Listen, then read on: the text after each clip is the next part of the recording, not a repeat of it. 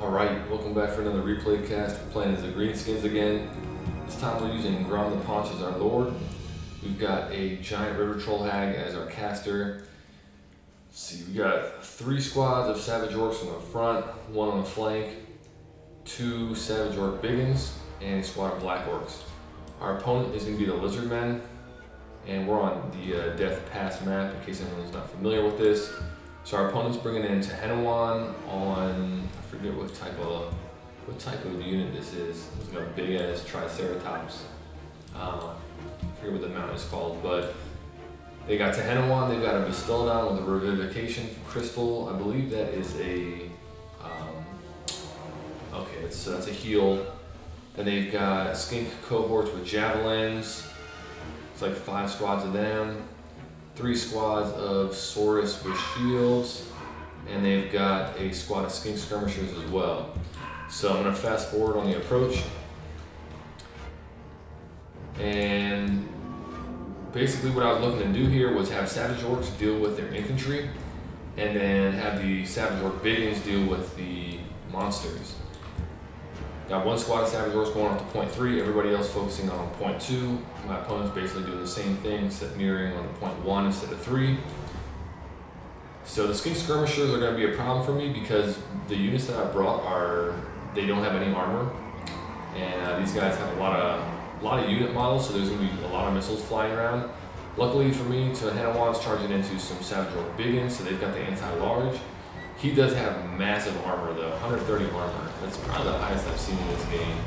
My river troll hag should probably not be running in there. I think I had him on done a formation move, and Grom is just running around on the side. I was originally going to charge in, then I realized how much firepower he had, so I figured I'd wait a little bit on that. Savage orcs going around the flanks. Tehenhauin looking to get a charge off and just did a ton of HP damage on Grom. Savage orcs biggins still tracking down the monster, the mount that Tehenhauin's on. You can see the opponent's got the better the trade from the initial charge. Got my river troll hag charging in with some savage orcs on top of these Saurus warriors. My opponent has got some Saurus warriors without shields going down on point 3 to go after my my savage orcs and put some pressure on that. Grom's going to be recharging, so coming around the side and doing some charging into skink cohorts. Not a lot of high value infantry around here. Probably the Saurus are the highest value troops they've got on the field outside of their monsters. So I'm just going to try to shut down some of their firepower. Not too much damage from the charge. Savage orc biggins on the run. Tehenhauin is really not taking that much damage after the initial charge. He's got his Bastildon fighting my other squad, but he's got decent armor as well. In fact, holy hell, he's got 170 armor. Not sure what his base is. Can't tell if there's a way to see that. And he's brought in a feral carnosaur, which is armor piercing and anti-large, in response to Grom charging around in the backfield. So the carnosaur is going to be hunting down Grom. He's starting to take a good lead on the victory points and on the damage value, I should say. So here, I brought in the black orcs to deal with elite infantry, but they ended up just getting tied in with some Saurus warriors. I wasn't sure if they were going to bring Temple Guard or something like that. You can see I've got Snotland pump wagons to jump on top of these skink cohorts. Trolls coming in, dealing with these Saurus warriors to back up the black orcs. And Carnosaur still chasing after Grom. So Trolls are going to be looking to intercept the Carnosaur, try to get him off and release some pressure from Grom. Squig herd coming in to jump into the infantry battle. And a little bit of unsummoning going on. Somehow, I wonder if it's because I didn't get the charge off. These savage orcs are getting worked by the Saurus warriors over on point 1. Excuse me, point 3 I should say. I haven't been able to get pressure on point 1 because I'm too focused on what's going on here. Black orcs are pushing their way through the Saurus warriors and are now getting engaged on the kind of a focal point of point 2. My river troll hag is basically surrounded by Sauruses at this point, and I'm just trying to shut down his big units. I'm doing okay in the infantry fight, but I'm really struggling. You can see Tehenhauin, the Bastildon, and the Carnosaur all have massive HP pools, all of which I've barely put a dent into. Had Grom over on the flank doing some charging and getting into the melee combat with these infantry. He is the anti-infantry.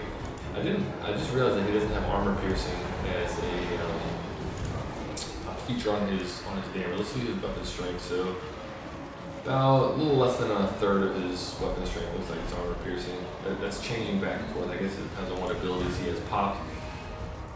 Cycle charging over into some skink cohorts, trying to help out these Savage Orc Biggins who were meant to be chasing down the Feral Carnosaur, but you can see the thing I'm struggling with is dealing with the speed and the armor of the single entity monsters that he's using.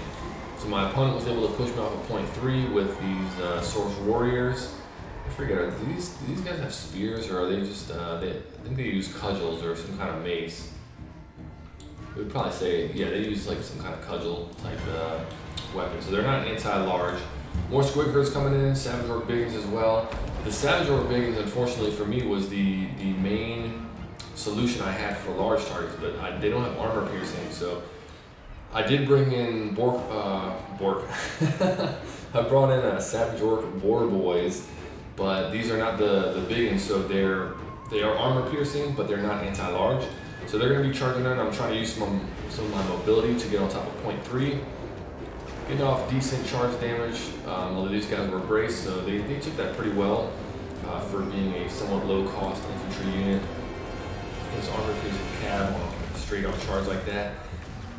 Grom is still doing alright, still charging around through these skinks, but I'm not able to get too much capture weight over here on point 2, and you can see I'm about 2,000 behind in the gold value.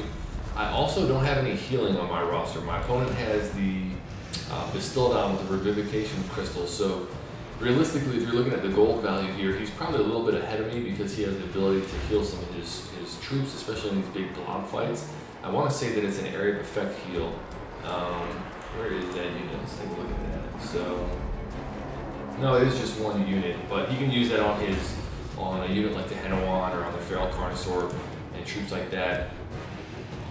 And so he's got that kind of bonus. He's got the Ripperdactyls jumping on top of my River Troll Hag, and they were able to take her out. They've got anti-large, they've got armor piercing, really good damage dealers. This is the Regiments of Renown, the Colossodon Hunters, and definitely a high performing unit. You can see I got a Fate of Unit off on them right as the River Troll Hag was going down. Try to jump on top of them with these standard River Trolls. They've got the Overwhelming Odor, so they decrease the melee attack of the opponents that are in the area. Squig Herd getting chased off by some Coal One Riders. I believe I summoned some Savage Orc Boar Boys to jump on top of them since they're kind of roaming around in my backfield. Trying to get Grom out of there and keep him away from Tehenhauin and some of these large monsters.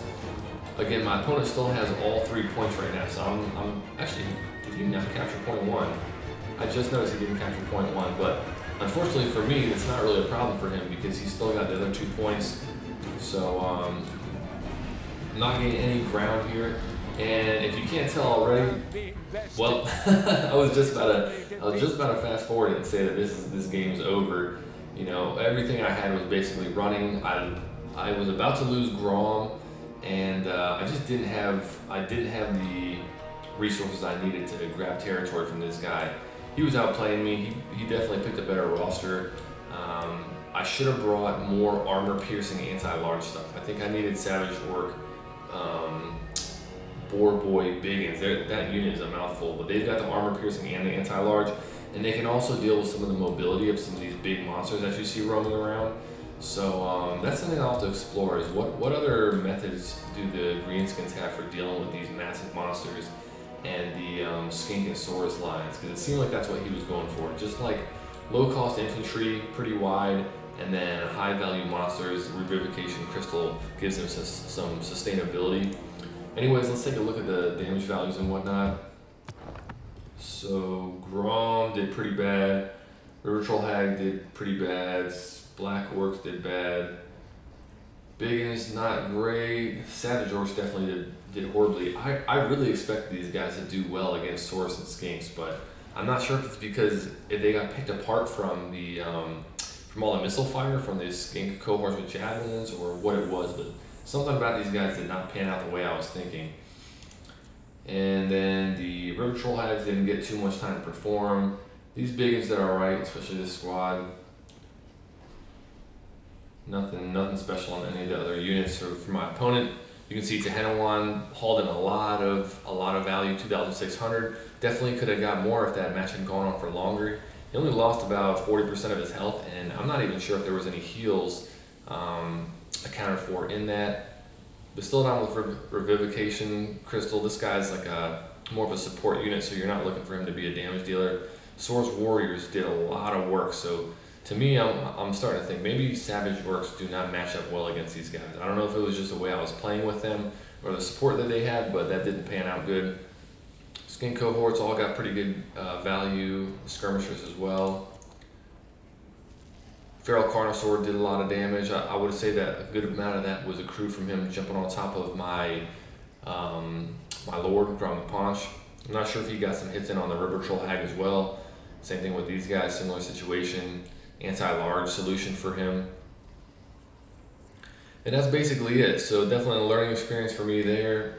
The Lizardmen roster is not something I'm too familiar with, but for what I did know about them, I really should have brought different units. I guess I was kind of cruising mentally and thinking that just because these guys are anti-large, they would perform well, but I didn't think about the necessity of having armor piercing against some of these units that they have. But anyways, thanks for watching, and I will see you on the next one.